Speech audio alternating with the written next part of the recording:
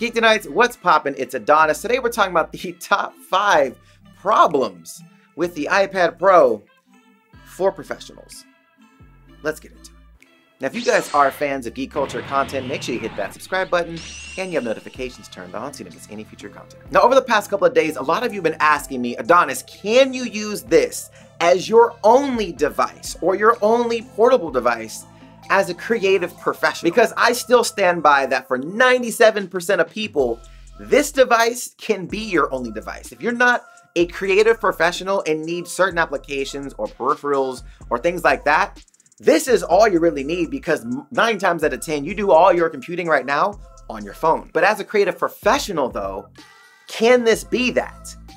It can be, but these are the 5 things that I've ran into already that I feel are what's holding this back from being that device. Now, this is in no particular order, starting with professional multitask. Now, a lot of you are probably thinking, well, the device already multitasks. You slide up from the bottom, you can switch between apps, you can split view, you can have an app hover, and you're correct, you can do that.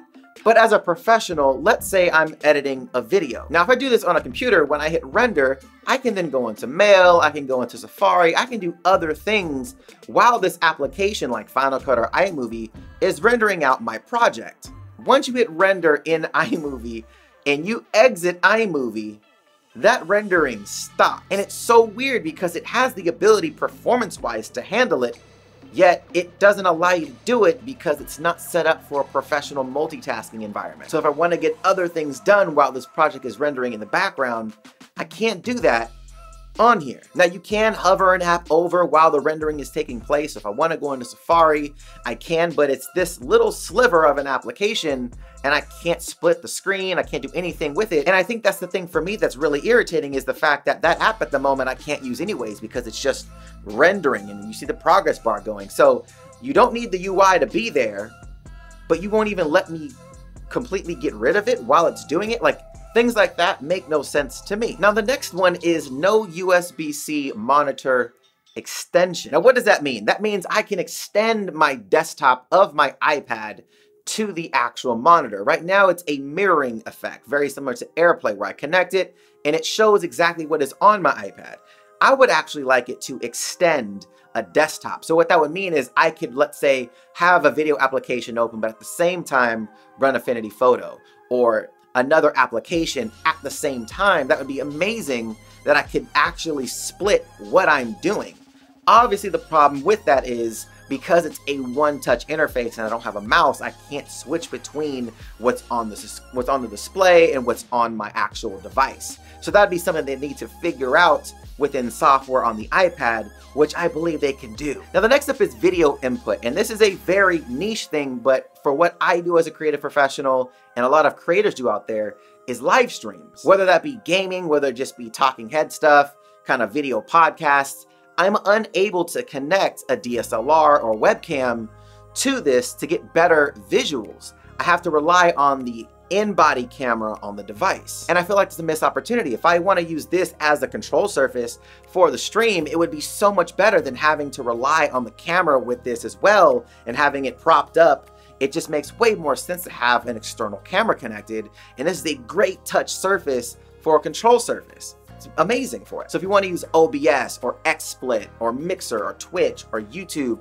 or Streamlabs, whatever, this would be a great tool for that. But there's no way to connect a camera. And when I tried to connect my cam link to it, it recognizes the cam link as a part of the accessory. The cam link powers up, but it doesn't allow me to bring in the video, which is, it's just irritating. Now, number 4 is kind of like 3 things, but 1 thing. And that's essentially Thunderbolt support and also having ability to access hard drives with the Files app. Let me explain how this works. So we know that USB-C is now on the iPad Pro, and it's amazing. Right there, we have USB-C, we're good to go. However, it's very limited in the fact that I can't connect any external drives. So that'd be the first thing I would want to do, is connect an external hard drive to this if I want to expand the storage, since maybe I don't want to pay, upwards of $2,000 to get a terabyte of storage on here. Or maybe I already have a hard drive that I would like to use with files on it that I want to bring on here, work on there, and bring it back to the drive.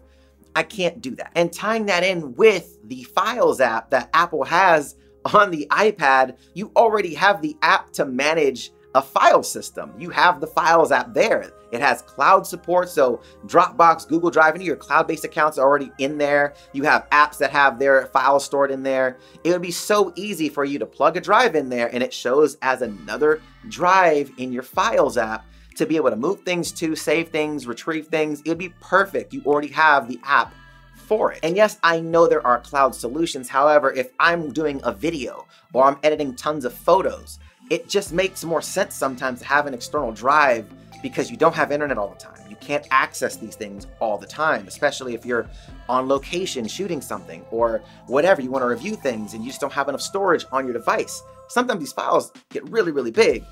That's where external drives come in. And having Thunderbolt support with that would be incredible. Super fast drives, not to mention SSDs and Thunderbolts would be great as well. RAID options. There's a ton of stuff that they could do with it, like external GPUs. There's tons of stuff that you can do with Thunderbolt 3 that this would be amazing to have. But the absolute biggest thing is that Apple didn't launch any, 0 Pro apps for the iPad Pro at launch. This is their 3rd iPad Pro that Apple's made.